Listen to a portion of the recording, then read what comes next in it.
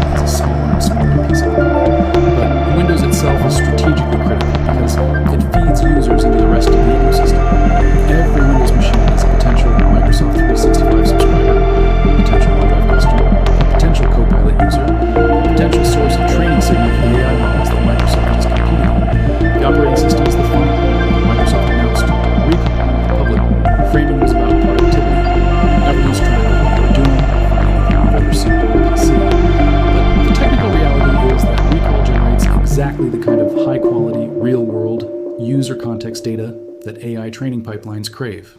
Whether that data ever leaves the device today is one question. Whether the architecture exists to make it leave the device tomorrow, with one update, one terms of service change, one new feature flag, is a different question entirely. And the architecture absolutely exists. This is the part that really bothers me. Microsoft tells you it's about security, and they invoke that word constantly. Secure boot, TPM 2.0, Windows Hello, Defender, Smart App Control. The branding is everywhere, and some of those features genuinely are security features that protect you from external threats. I'm not telling you to disable Defender. I'm not telling you to turn off Secure Boot. Those things matter. But the security framing is doing double duty. It's protecting you from outside attackers while simultaneously providing cover for an enormous expansion in what Microsoft itself sees on your machine.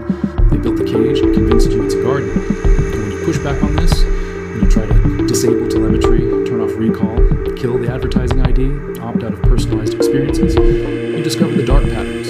The settings are buried. The toggles use confusing double negatives. Some choices reset themselves after major updates. Some can only be configured through group policy, which the Home Edition of Windows doesn't fully support. If you felt like something was off, like the operating system you paid for is no longer entirely yours, you were right. That feeling has a cause. The cause is structural. So what can you actually do about this? Let me show you, because the picture I just painted sounds bleak, but the practical reality is that most of this can be neutralized in an afternoon. Here's the good news. You can shut most of this down in about 20 minutes, and you don't need to be a sysadmin to do it. I'm going to walk you through a 4-layer stack. Each layer addresses a specific category of exposure. Together, they cover most of what we've talked about. None of them require paid tools. None of them break the security features that genuinely protect you. Layer 1 is the built-in privacy settings, and this is where most people stop, but it's where you should start. Press the Windows key plus I to open settings, then navigate to privacy and security. You'll see a long list, and that length itself tells you something. Go through every single submenu, diagnostic and feedback data, set it to required only, and turn off the optional toggles for tailored experiences and improving inking and typing. Activity history, turn off the storage and clear what's already there. Search permissions, disable cloud content, search for both Microsoft account and work or school account.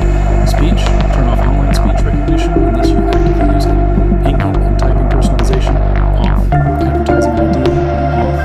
App permissions, audit each one. Microphone, camera, location, contacts. And disable any app that doesn't need that access. This takes about 10 minutes and addresses the largest surface area. Cost, $0. Layer 2 is recall specifically, because it deserves its own treatment. If you're on Cobalt plus PC, open settings, go. Do privacy and security and look for recall and snapshots. Disable snapshots, save the entire thing. Then go a step further and remove the feature itself if you don't want the components present at all. Open Windows features. You can search for turn Windows features on or off and uncheck recall in the list. This removes the binary, not just the toggle. For users, on standard Windows 11, recall isn't currently installed, but it's worth verifying through the same Windows features menu after every major update, because Microsoft has a pattern of reintroducing optional components silently. This step takes about 3 minutes. Cost, $0. Caveat, if you actually use recall and find it valuable, this advice obviously doesn't apply to you. The whole point is informed choice. Layer 3 is your network. Even with the in-system settings dialed down, residual telemetry still leaves the machine. The cleanest way to see what's leaving your network is to install a tool that monitors outbound connections. Pi-hole, if you have a spare Raspberry Pi or a small home server, gives you network-wide DNS level filtering and shows you exactly which domains your machines are trying to reach. Next, DNS is a hosted alternative that requires no hardware. You point your router or your individual devices to the resolver, and you get logs and block lists. Both have community-maintained lists specifically for Microsoft telemetry domains. Setup is about 15 minutes for next DNS, longer for Pi-hole if you're starting from scratch. Cost, $0 to a few dollars per month for premium tiers. Pro tip, when you first turn this on, watch the query log for the first hour.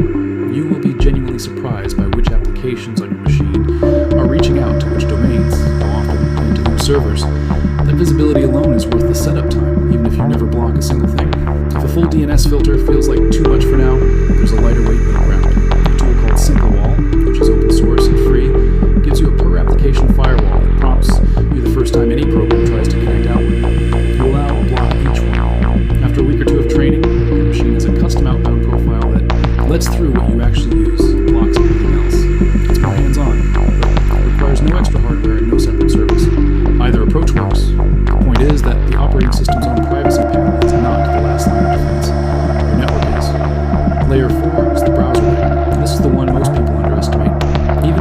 itself were perfectly private. The browser you use sends a comparable volume of behavioral data to its parent company and its advertising partners. Move your default browser away from Edge if you haven't already. Firefox with a few hardware tweaks, Brave in its default configuration, or LibreWolf if you want stricter defaults out of the box are all reasonable choices. Pair the browser with uBlock Origin for content filtering. This single change probably reduces your daily data exhaust more than any individual Windows setting. Setup time, 10 minutes. Cost, $0. Together, these 4 layers form a coherent stack. Privacy settings, the obvious telemetry. Disabling recall removes the most invasive new feature. The DNS filter catches what slips through. The browser swap addresses the largest remaining leak. Total time investment, if you do it all in one sitting, is somewhere between 30 minutes and 30. Total cost is $0 unless you opt for a paid DNS tier. Compare that to a commercial privacy suite, which can run $1,600 a year and still doesn't do everything this stack does. Now, honest disclaimer, this guidance is aimed at home users and individual professionals running personal Windows installations. If you're on a managed corporate device, your IT department has policies in place for legitimate reasons, compliance, audit, threat detection, and you should not start flipping these settings without talking to them first. Some enterprise environments specifically require certain telemetry to be enabled for security monitoring. This is also about privacy and data minimization, not about disabling Windows Defender, Smart Screen, controlled folder access, or the other genuine security features that protect you from actual external threats. Keep those on, they're not the problem. And if you rely on a specific feature like recall or cloud synced clipboard for accessibility or workflow reasons, weigh that against the privacy cost. It's your call to make, not mine. Step back from the settings menu for a second because there's something bigger happening here that's worth understanding. The default state of consumer computing in 2026 is one where the operating system is no longer a neutral platform. It's an active participant in the data economy. It has interests of its own, separate from yours, and those interests are reflected in every default toggle, every feature rollout, every terms of service update. This isn't unique to Microsoft. Apple has its own version. Google certainly does. Even some Linux distributions are starting to ship optional telemetry, though the open source nature of those projects means you can audit and remove it in ways you simply cannot on Windows. The shift you're being asked to accept, quietly and without much discussion, is from owning your computer to renting access to it. The hardware is yours, the license is yours, but the behavior of the system on your hardware is increasingly determined by a company whose business model depends on knowing more about you tomorrow than it does today.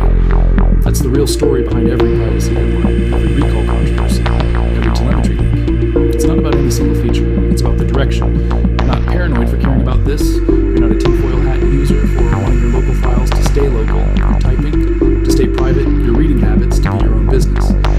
There are millions of people who have quietly worked out that something changed in the relationship between users and their software, and are pushing back in small ways every day, tweaking settings, swapping browsers, moving sensitive work to alternative platforms, in some cases, switching to Linux entirely. You don't have to accept the default. The default was designed for the company's benefit, not yours. If this kind of breakdown is what you want more of, honest, specific, actually actionable, no corporate sponsors pulling the punches, subscribe and stick around. This stuff changes fast. New features get added, old ones get reintroduced under different names, settings move between menus. I cover these shifts as they